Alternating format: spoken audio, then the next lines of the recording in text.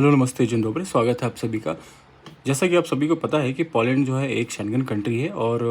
ये भी आपको पता है कि यदि आपको किसी एक शेंगन कंट्री का वीज़ा मिला हुआ है तो आप उसके साथ-साथ में जो बाकी की दूसरी शेंगन कंट्री हैं जो एज़ ऑफ नाउ 27 है, तो आप उनमें भी ट्रैवल कर सकते हैं बिना किसी रोक-टोक के एज़ अ टूरिस्ट। तो मेरे पास में सवाल आता है कि यदि हमें वर्क वीज़ा मिलता है पोलैंड का, तो क्या हम शेंगन की दूसरी कंट्रीज़ में जा सकते हैं? तो देखिए, आप बिल्कुल जा सकते हैं, एज़ अ टूरिस्ट आप कहीं भी जा सकते हैं। पोलैंड का जो वर्क वीज़ा होता है जिसको हम बोलते हैं नेशनल डी टाइप वीज़ा, और जो कि मैक्सिमम उसका ड्यूरेशन 1 साल का होता है, यानी कि मैक्सिमम 365 डेज़ का ही आपको वो वीज़ा मिलेगा। हाँ, मल्टीपल एंट्री और सिंगल एंट्री वो डिपेंड करता है। तो आपको यदि पोलैंड का वर्क वीज़ा जो कि नेशनल डी टाइप वीज़ा कहलाता है, यदि आपको वो मिलता है तो आप पोलैंड के साथ-साथ में जो दूसरी कंट्रीज़ है आप बिल्कुल वहाँ पे ट्रैवल कर सकते हैं, बट एज़ अ टूरिस्ट आप सिर्फ वहाँ पे घूमने के पर्पज़ पे जा सकते हैं और उसके अलावा आप वहाँ पे जॉब नहीं कर सकते हैं, आप कोई बिज़नेस नहीं कर सकते। यदि आपके पास में 1 साल का शेंगन वीज़ा है, जो कि हम यहाँ पे पोलैंड के कॉन्टेक्स्ट में बात कर रहे हैं, तो यदि आपको पोलैंड का वर्क वीज़ा मिलता है, उसका मैक्सिमम ड्यूरेशन होगा 365 डेज़ का, उसके ऊपर का वीज़ा नहीं मिलता है, यही लॉन्ग टर्म वीज़ा कहलाता है। लॉन्ग टर्म का मतलब यहाँ होता है 90 डेज़ के ऊपर, यानी कि 3 महीने के ऊपर। 3 महीने के ऊपर यदि आपको कोई भी वीज़ा मिलता है तो उसको हम लॉन्ग टर्म वीज़ा ही बोलते हैं। जो शेंगन टूरिस्ट वीज़ा होता है वो आपको मैक्सिमम 90 डेज़ का मिलता है, तो वो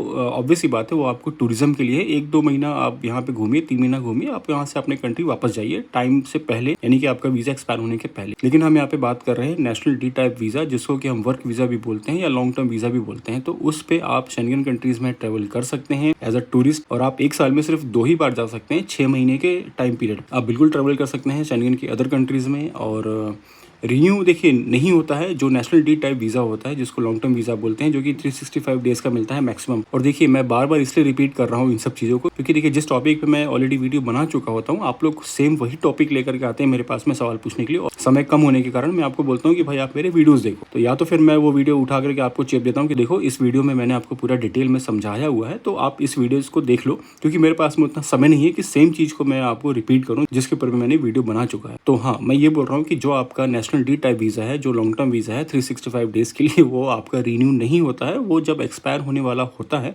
उसके पहले, यानी कि एक्सपायर होने के कभी भी पहले, और आपको पोलैंड में आने के 3 से 4 महीने के बाद में आपको टीआरसी के लिए अप्लाई करना होता है। वो जो टीआरसी है वो एक तरह का आपका रेसिडेंस परमिट, यानी कि आप उस डॉक्यूमेंट पे पोलैंड में रह सकते हैं, जॉब कर सकते हैं, बिजनेस कर सकते हैं और स्टडी कर सकते हैं। हालांकि तीनों कैटेगरी का टीआरसी अलग अलग होता है, बट वो हम सबको एक जगह कंबाइन करके मैं आपको बता रहा हूँ कि एक तरह का वो रेसिडेंस है। मतलब आपको वीज़ा की ज़रूरत नहीं है, आप ऑलरेडी वीज़ा लेकर के आ चुके हैं, आपका वीज़ा एक्सपायर हो चुका है और आप अभी आपके पास में रेसिडेंस परमिट या कार्ड है। आप उस बेस पे ही पोलैंड के अंदर या पोलैंड के बाहर, इट मीन्स तो यूरोप के अंदर आ सकते हैं और आप यूरोप से बाहर जा सकते हैं। आपको किसी भी वीज़ा की ज़रूरत नहीं पड़ेगी आपके पास में यदि टीआरसी आ जाता है तो बहुत ही आसान सी बात है कि यदि आपके पास में national D type work visa, जो कि लॉन्ग टर्म वीज़ा होता है जिसका वैलिडिटी 365 दिन का होता है, यदि वो आपके पास में है तो आप शेंगन के किसी भी कंट्रीज़ में जा सकते हैं एज अ टूरिस्ट आप जा सकते हैं, वहाँ पे ट्रैवल कर सकते हैं, टूरिज्म एक्टिविटी आप कर सकते हैं और वापस आपको उसी कंट्री में जाना होगा आपको जिस कंट्री का वीज़ा मिला है। और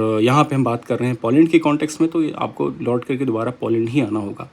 तो उम्मीद है आपको 2-4 क्वेश्चंस के आपको आंसर मिल गए होंगे। तो चलिए मिलते हैं फिर अगली वीडियो में, तब तक के लिए नमस्ते, जय हिंद।